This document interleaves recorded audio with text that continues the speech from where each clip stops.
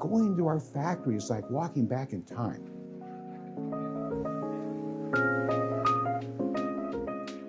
We've been working at this for over a year.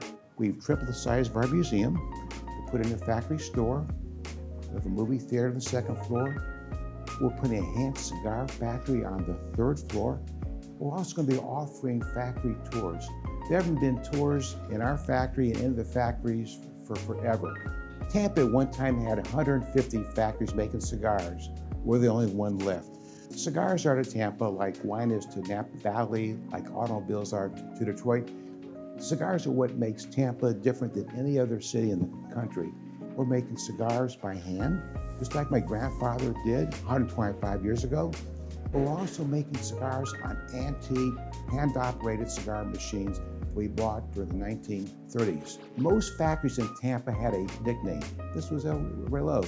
Why is it called El Reloj? Because of the clock tower.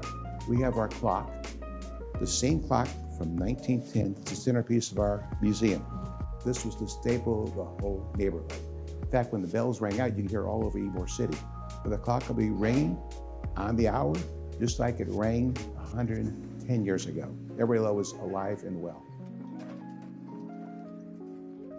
We found a secret set of stairs when we were cleaning up around here we didn't know existed. Tampa, during the 1930s, had the mafia, the Ybor City mafia.